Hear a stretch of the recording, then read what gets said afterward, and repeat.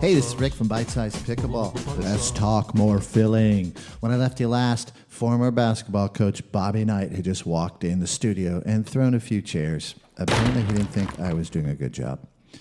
Bobby's style of coaching managed to scare my parents off, and they went out for a little Tai Chi to clear the bad Bobby mojo and left me with their baggage. Shh, shh, I'm working here. You know what they say, never work with kids or dogs. In the last podcast, I started this two-part episode talking about the inner critic, which I feel like hinders you from improving on your game. My position is that if you go easier on yourself, learn to be kinder to yourself in your process, you'll improve a lot faster than if you have a habit of beating yourself down. I'm not talking about being soft on yourself. You can still push yourself to the limit without being overbearing, but you need to learn to finesse the dynamic between the push and the self-harping. Remember, if I catch you getting down on yourself after you made an unforced error, where do you think I'm going with the next shot? And the next shot after that until you get your together. I never believed in the overbearing coach type instilling fear in us in order to push us to play better. I don't know about you, but I play a lot better when someone encourages me rather than puts fear in my bones, and that includes myself. You can still coach and point out a player's mistakes, including our own, while using praise, meaning you can praise yourself and you can still find the mistakes and work on them. Is it really necessary to throw chairs? In this case, we're talking about metaphorically throwing chairs at ourselves. Yo, what's that all about? Really simple. It's about growing up in a culture where being number one is the absolute most important thing we all strive for. Number two, loser. And then we get to this new sport, and think about it. Most of us haven't taken up a new sport in a long time. Some of us maybe decades. And all of a sudden, along comes pickleball. And we become super impatient with ourselves. And we want to be great overnight. Of course, it doesn't happen that way.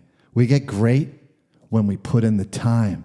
And then we need to be able to get the heck out of our own way, which is basically what this podcast is all about. Getting out of our own way so we can tap the greatness that awaits us. How do I suggest you get past this mind? Number one, forget wanting to win so badly. I think you'd be better served if you learn to focus more on your process and your own ability to be the best player you can be and let the results take care of themselves. Typically, when you work your butt off at anything and you simply do the best you can do, good things tend to come from it. And that includes a lot of victories on the pickleball court. If you're a dude, the other reason you're prone to beating yourself down is because you've grown up with the old adage, don't be a pussy, drummed into your psyche. And what that has done, it's caused you to hold all this emotion inside. And that emotion gets bottled up and it manifests itself on the court in the form of self-criticism, the inner critic. Because basically, don't be a pussy translates to don't be a whining loser. Look, you're definitely not a loser. However, you might be a little impatient with yourself, or you know a lot.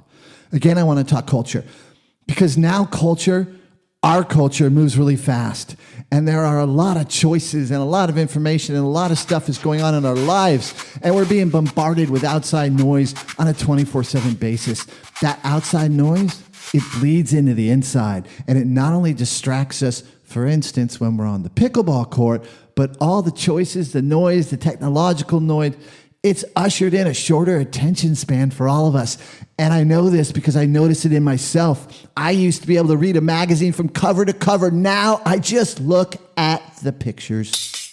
So again, we've been playing pickleball for a few months, maybe even a year, and we're just not improving as fast as we want to be. And it frustrates the heck out of us because we want it now, now, now. Why isn't it happening now? One of the reasons it's not happening now is because our frustration holds us back. It really does, and we repeat it like it's a part of Groundhog's Day. Shh. I know you like chasing the groundhogs, but I'm working here, pal, okay? That's the dog's name, Pal. In the last episode, I spoke about mantras and changing the inner dialogue to more along the lines of right here, right now, let's go, over you suck, you can't do anything right, you pussy. I promise, if you choose hope over doom in your own mind, your game will grow so much faster. And I mean grow. When you're harsh on yourself, what you're doing is you're holding your entire being down. And it starts in your brain and it manifests itself right down into your body in the very way you're clutching your paddle too tightly. Because you're frustrated, you're tense. Check in and see if you can catch yourself strangling your paddle sometime. If you catch it, that's the first step. That's awesome. Take a breath. Say to yourself, just relax. That's a mantra. Just relax. It's really simple. And if you repeat it often enough, you'll get to a place where you relax before you even commit the act of frustration.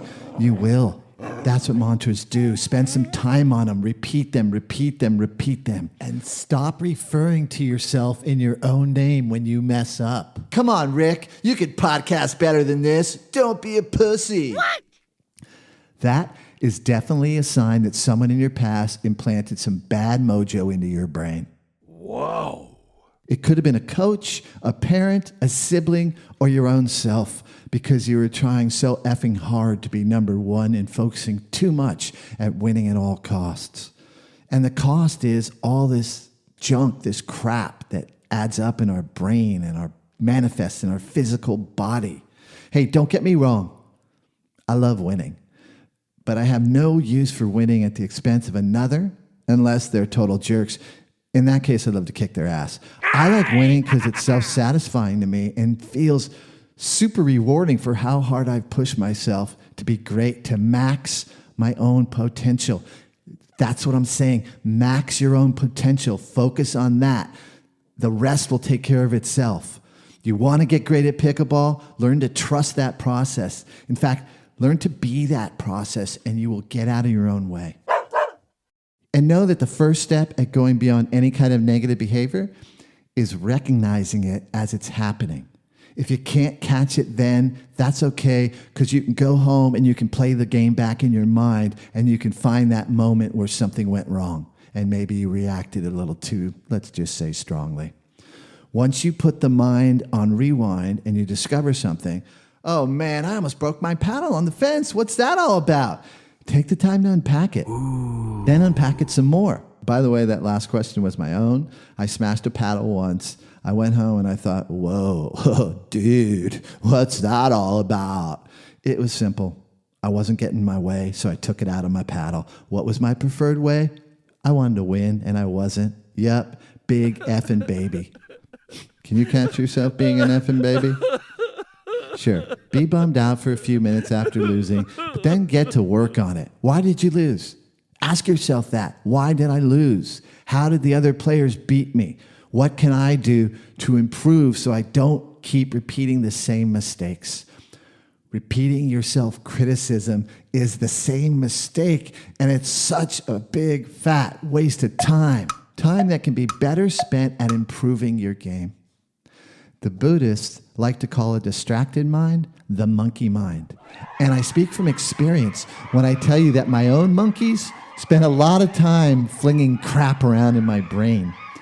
And as I eventually learned to calm them down, sometimes with a banana or three, my game became way more relaxed, graceful, and effective. I often get players that say, man, you make it look so easy. One of the reasons is because I've worked with my monkey mind. In short, I also know this stuff works because I've been there. I'm not just some armchair sports writer talking about others from the sidelines. Okay, let's recap. Number 1, catch yourself being negative toward yourself. Number 2, change the inner dialogue from negative to a positive mantra. Number 3, spend a little time unpacking your inner monkeys and bring some bananas. Number 4, you're on your way to where? I'll tell you where. The place every athlete longs for or should be longing for, especially if you're listening to this podcast. And that place is called The Zone, which we will cover in the next episode. Okay, pal. We'll go chase some groundhogs. Over and out. Bite size.